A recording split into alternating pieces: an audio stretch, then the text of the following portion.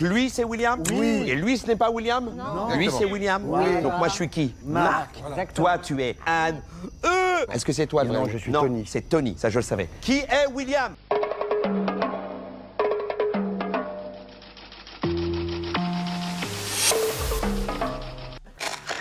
C'est le phénomène télé qui a marqué tout le monde et dans tous les sens. Un genre télévisuel qui allait bouleverser la manière dont on regarde les autres, puisque c'était un genre né pour divertir, mais qui a fini par déranger. En France, la télé-réalité, elle a changé des vies, elle a fabriqué des stars, elle a détruit de réputations, beaucoup de réputations. Et puis elle a fait rire, pleurer, réfléchir ou fuir. Alors aujourd'hui, retour sur l'incroyable saga d'un phénomène qui a traversé les générations. Alors c'est parti. Alors avant les clashs et les placements de produits, il y avait des caméras posées dans un salon.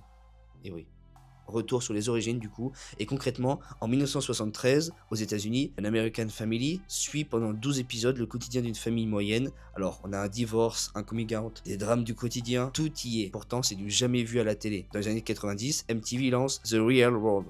Là on a des jeunes adultes qui cohabitent dans un loft. On y découvre les premières tensions, les amours, les pleurs filmés au confessionnal. Et puis le vrai devient du divertissement. Tout simplement. Puis viennent les mastodontes internationaux comme Big Brother aux Pays-Bas en 1999. On a de l'isolement, des caméras 24h/24, une stratégie plus ou moins vraie. On a Survivor aux USA en 2000 avec un jeu d'aventure, d'élimination, d'alliance. Et puis Pop Idol au Royaume-Uni en 2001 avec un talent chaud pour les votes du public. C'est cette fusion du quotidien, du jeu, du rêve qui va arriver chez nous dans l'Hexagone.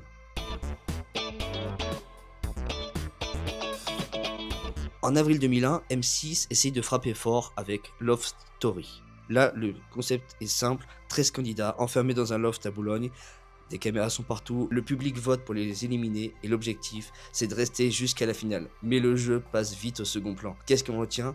Eh ben la fameuse scène de la piscine entre Loana et Jean-Edouard. Scandale pour les uns, libération sexuelle pour les autres, et les magazines People se régalent. Loana devient une superstar, mais son destin tragique va s'expliquer avec des tentatives de suicide, de la dépression, et ça révèle très tôt les failles du système. TF1, la une, elle va riposter avec Star Academy, toujours en 2001. On a un château, des profs de chant, des cours de danse, une école de stars, Jennifer, Nolwenn Leroy, Élodie Frégé, de vraies carrières qui vont naître. Et puis en 2004, Grégory Le Marchal, tout le monde se souvient encore aujourd'hui. C'est le gagnant de cette saison 2004 qui a marqué les cœurs par son talent et puis son combat contre la mucoviscidose. Là, on a une vraie émotion qui devient moteur de l'audience. On vote avec le cœur pour avoir le meilleur talent chanté. Là, on est plus sur un format Survivor, avec des candidats qui sont dans un décor sauvage, des épreuves de survie, des stratégies, mais surtout un récit héroïque. Et oui, il faut essayer de faire le héros, d'être le meilleur de l'aventure. C'est une émission qui ennoblit la télé-réalité. On n'est pas vraiment sur un loft, mais vraiment sur de l'aventure, de la vraie. Et là, Denis Brognard va devenir une figure incontournable. Et puis certains candidats vont devenir mythiques. Là, il en faut vraiment pour tous les goûts. Et c'est pour ça qu'M6 va se dire, tiens, pourquoi on ferait pas ça avec des agriculteurs? C'est là que naît L'amour est dans le pré. Ils cherchent l'amour, il n'y a pas de clash, c'est juste la sincérité, parfois gênante, parfois touchante. C'est une des meilleures télé-réalités des Français parce qu'elle reflète la vraie France rurale. Elle perdure encore aujourd'hui, qui prouve que l'authenticité aura toujours plus d'importance que le trash. En 2007, concept innovant, chaque candidat a un secret. On a une ambiance de loft, des manipulations, une stratégie sociale, et puis la voix qui donne des missions absurdes. C'était assez drôle, mais bon, c'est la naissance des candidats à buzz. Nadège, Thomas, Amélie, etc. Alors là, concrètement, Énergie 12, W9 et l'ère des anges de la télé-réalité et des Marseillais, ça va pas être terrible. On a les anges de la télé-réalité, des anciens candidats dans une villa de Miami ou Los Angeles qui sont censés réaliser un rêve pro, entre guillemets. Là, on a aussi les Marseillais, une pure télé-réalité de clash, d'alcool, de romance. Tout est scénarisé, monté pour choquer ou faire rire. C'est aussi l'âge d'or du placement de produits, des influenceurs, des polémiques. Une autre émission sur M6, parce que oui, M6 va essayer de tout donner parce qu'ils savent que ça marche dès le début. Mario au premier regard. En 2016, c'est là que commence à voir deux inconnus qui sont choisis par des experts et qui en fait se marient légalement sans être jamais vus. Alors, succès d'audience et questions éthiques, on y repassera. Mais l'amour devient une expérience sociale sous les projecteurs. Il n'y a pas de loft, c'est vraiment deux personnes qui essaient de se marier avec les beaux-parents, les parents, tout ce qui va avec. Et là, Frenchy Shore, une adaptation française de Geordie Shore, elle-même issue de Jersey Shore, drame, tout est assumé. Et c'est un flop critique, mais un très bon reflet de l'excès de genre. Et la télé-réalité, elle devient si présente qu'elle devient un sujet de moquerie. Vous me connaissez maintenant, l'émission caricaturale Les Guignols, eux, ils ont bien caricaturé ça et ça donnait quelque chose dans ce style-là. C'est une émission de merde, Love Story. Ah bon? Eh ben pourquoi vous faites pareil alors? Mais parce que la merde à la télé, c'est nous qui l'avons inventée. Je suis le papa de la merde, moi, monsieur. Eh oh, ça va, hein, les émissions de merde c'est à tout le monde, hein. Nous aussi on sait faire. Hein. Vous savez faire? Et Love Story, Popstar, fan de le Hit Machine, là, c'est pas de la merde ça? Ça, mais c'est de la merde d'amateur, ça, monsieur. Tout est possible avec Morandini, perdu de vue, témoin numéro 1. Et puis on a d'autres choses. On a aussi des inconnus qui avaient déjà parodié plein d'émissions de télé. On a sur YouTube des créateurs comme McFly et Carlito ou Studio Bagel qui revisitent les codes. Mais le public en fait il est divisé. Les jeunes ils adorent, les plus âgés dénoncent un abrutissement généralisé et puis les intellectuels ils parlent d'un suicide culturel. Et puis en 2024 sort la série Culte sur Prime Video.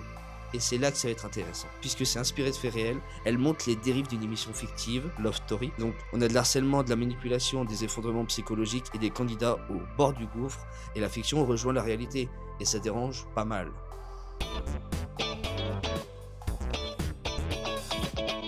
Alors 2024, c'est la fin d'une époque, puisque C8 et NRJ12 apprennent qu'ils ne pourront plus diffuser à partir du 1er mars 2025 à cause d'une décision de l'Arcom en juillet 2024, trouvant ça indécent qu'ils puissent repartir sur 10 ans. Et pour W9, ça persiste, avec les 50, les apprentis champions, mais sans saveur. Et puis TF1 va relancer la machine avec Star Academy déjà, qui est là depuis 2022, et Secret Story, qui était là en 2024 aussi, et les deux vont aussi être là à partir de cette saison. Les influenceurs, ils vivent une époque de télé-réalité assez compliquée, puisque c'est souvent direct, mais obligé de faire à outrance. La télé-réalité classique est peut-être en déclin, vu les réseaux sociaux commencent à prendre une tournure avec Instagram, TikTok et surtout Snapchat, mais la logique reste s'opposer pour exister, puisque notre société, elle n'a pas forcément besoin d'attention, d'identification.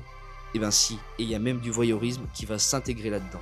Alors pour résumer, ça a été fait comme une confrontation, ça a marché énormément dans les années 2000, puis il y a eu un léger déclin, peut-être des choses qui ont été cultes en 2010, l'année 2010 et les décennies à venir. Le problème, c'est qu'on se demande comment ça va finir, comment ça va se passer, est-ce que ça va redevenir comme dans les années 2000 ou est-ce que ça va être de pire en pire. Voilà, l'épisode est maintenant terminé, j'espère vraiment que ça t'a plu, je compte sur toi pour me donner le plus gros like, le plus gros commentaire, c'est hyper important. En attendant, est-ce que tu préfères plus Koh-Lanta, ou L'amour est dans le pré, ou Mario au premier regard, ou Love Story, ou la Star Academy? Dis-moi en commentaire, j'attends de savoir quelle est ton émission de télé-réalité préférée. En attendant, on se retrouve le 4 mai pour un épisode spécial sur les humains, la fin des humains. Et là, on va voir que c'est beaucoup plus tôt que prévu, mais énormément plus tôt que prévu. Donc prépare tes bagages parce qu'on va vite déménager. C'était Nico, passez une bonne matinée pour les leftos, une bonne soirée pour les couches tard, et on se dit ciao.